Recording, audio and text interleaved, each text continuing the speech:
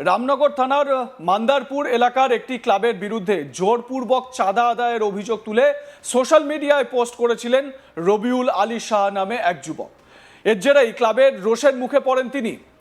অভিযোগ, ক্লাবের সম্পাদক ওয়াসিম রহমান ক্লাবের অনুষ্ঠানের মঞ্চ থেকে মাইক হাতে রবিউলকে জানে শেষ করার হুমকি দেন এবং তার বাড়িতে অগ্নিসংযোগের হুঁশিয়ারিও দেন বলে অভিযোগ। এই হুমকির ভিডিও সামনে আসতেই এলাকায় আতঙ্ক উত্তেজনা ছড়িয়ে পড়ে। অভিযুক্ত ক্লাব কর্তৃপক্ষ ওয়াসিম রহমান তারা কি বলছে এ বিষয়ে, তাদের কি বক্তব্য একবার শোনাই, তিনি কি বলছেন শুনুন।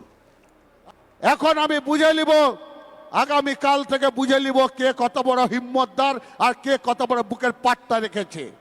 আর আমি ওপেন বলছি, মাইকে ক্লাব নিয়ে কথা বলেছে গিয়াসুর ছেলে, তার পোকা নাকি নাম, সে যেদিনকে বাড়ি আসবে সোনালী সঙ্গ তার যদি ঘরে আগুন বা তার ঠ্যাং না ভেঙে দিতে পারে, তাহলে আমি এই মাইকে বলে দিয়ে যাচ্ছি, তাহলে আমি এই মান্দাপুর গ্রামে আমি সোনালী সঙ্গের নাম লিব না, মুছে দিব।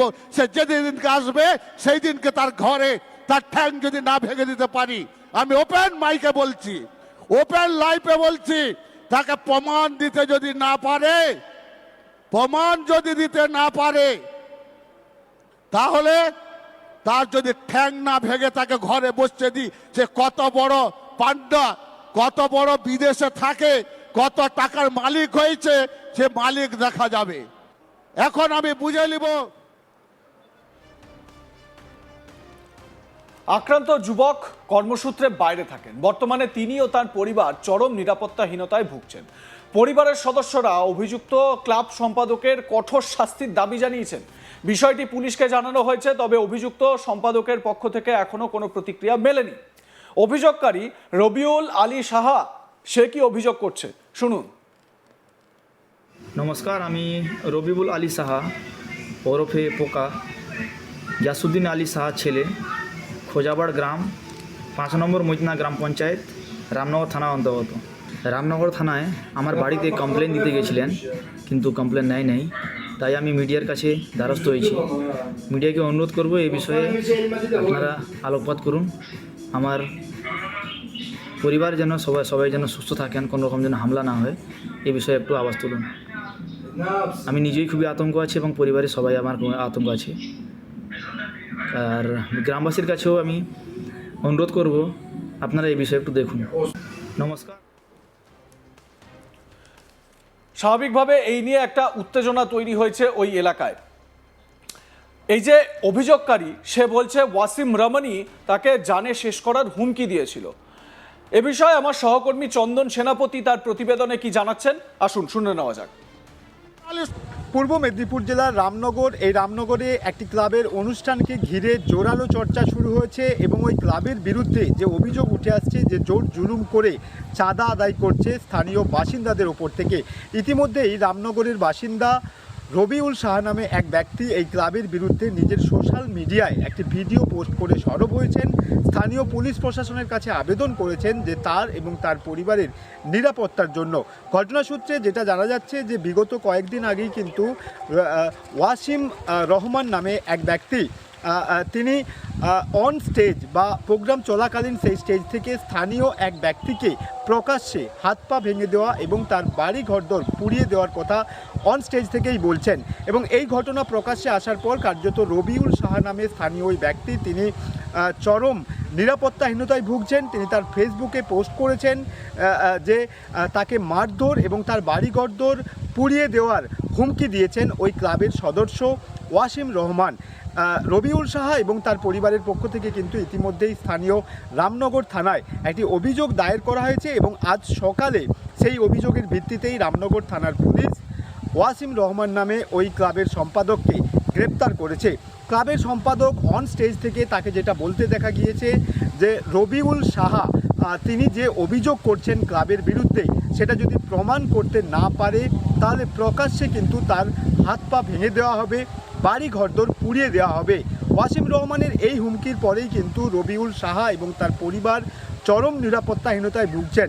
পরিবার সূত্রে যেটা খবর যে রবিউল সাহা তিনি কর্মসূত্রে বাইরে থাকেন এবং সেখান থেকেই একটি ভিডিও নিজের সোশ্যাল মিডিয়ায় পোস্ট করে স্থানীয় পুলিশ প্রশাসনের কাছে আর্জি জানিয়েছেন যাতে তাকে এবং তার পরিবারকে নিরাপত্তা দেওয়া হয়। যেহেতু প্রকাশ্যে অন স্টেজ থেকে ওই ক্লাবের সম্পাদক তাকে মারধরের হুমকি দিয়েছেন, সেক্ষেত্রে তিনি এবং তার পরিবার চরম নিরাপত্তাহীনতায় ভুগছেন এবং পুলিশের দ্বারস্থ হয়েছেন।